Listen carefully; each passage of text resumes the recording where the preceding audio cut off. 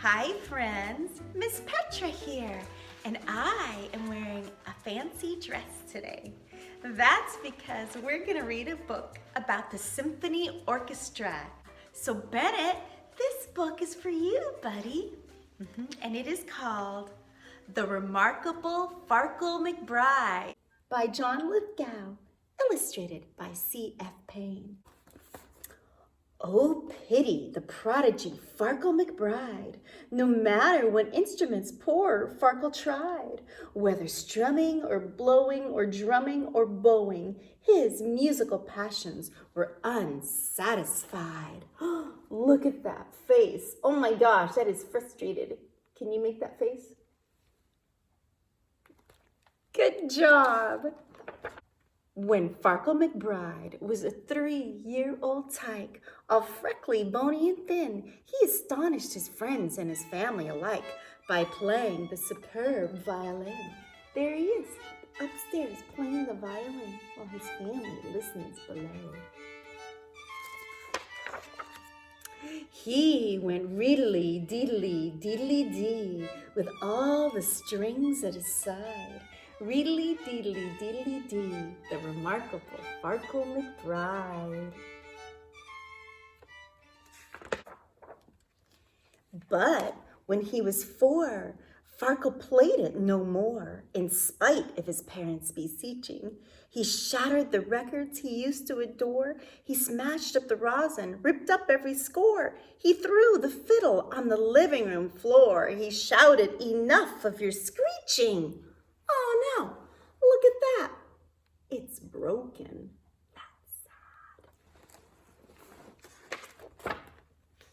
When Farkle was 5, his melodical gift once again bore rhapsodical fruit.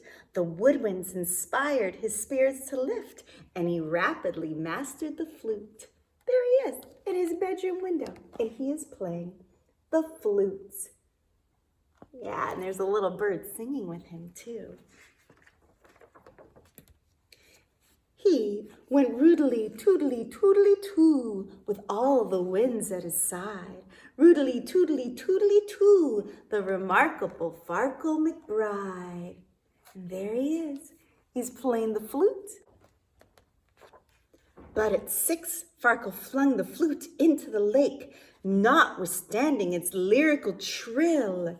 He stamped on the dock till you'd think it would break. "That's it," he exclaimed. "I've had all I can take. That tootling gives me a brutal headache. It's so wimpy, whiny, and shrill." And there it is where he threw it into the lake, and the large-mouthed bass are going, "What?" Sad. When Farkle was 7, a different sound rekindled his musical flame.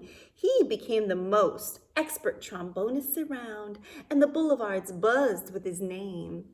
He is playing the trombone. That instrument is part of the brass family, like we played the trumpet.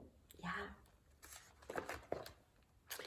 He went voom, petty doom, petty doom, petty doom, with all the brass at his side. Voom, petty doom, petty doom, petty doom, the remarkable Farkle McBride.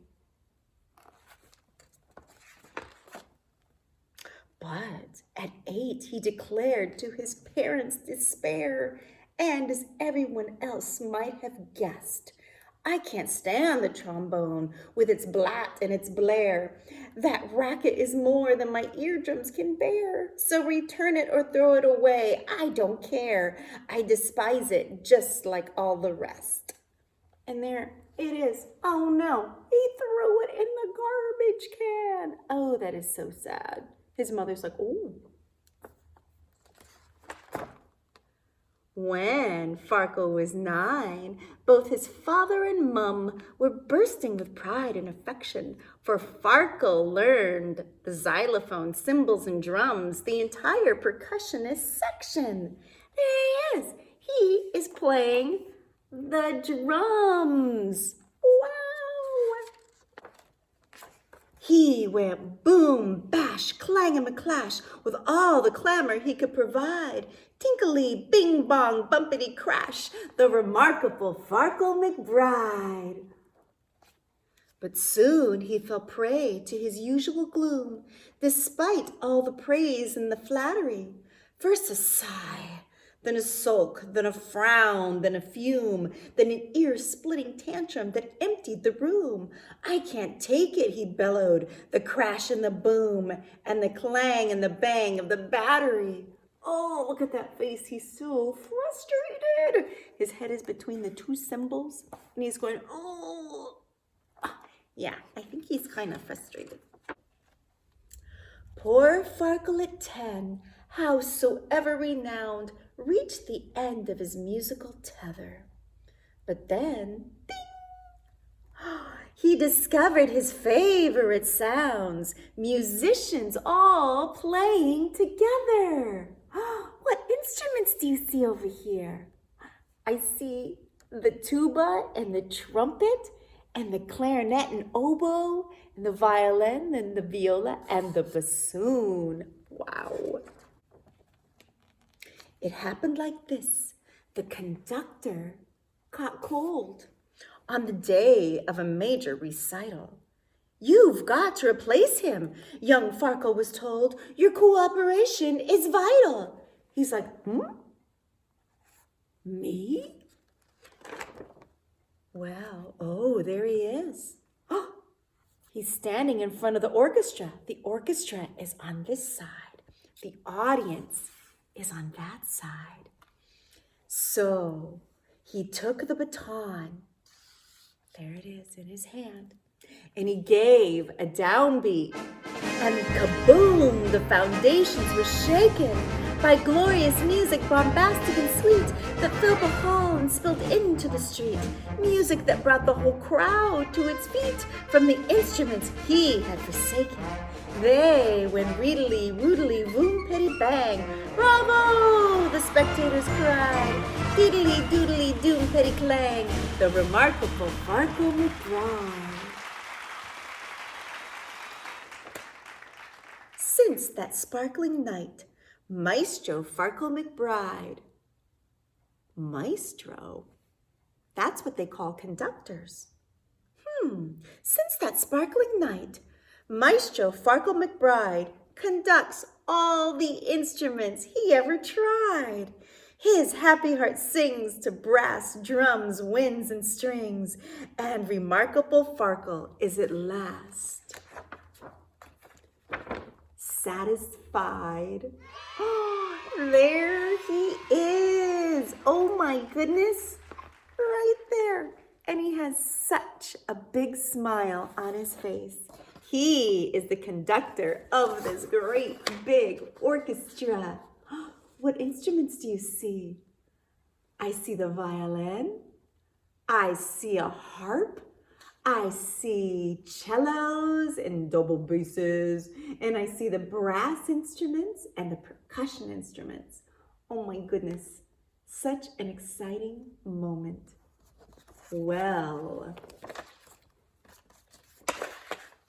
Farkle received this beautiful bouquet from his parents. It says, to Farkle, love, Mom and Dad, the end. And there he is. The remarkable John Lithgow. That's the guy who wrote this book. Well, thank you, friends, for reading this book with me. I loved it. And Bennett, one day I'm going to see you conducting an orchestra or leading a marching band. And I will be in the crowd going, bravo, bravo. So I will see all of you a different time, and have a great day. Bye. I'm a field marching band. Okay. Nice. He's getting ready for the marching band. That is awesome.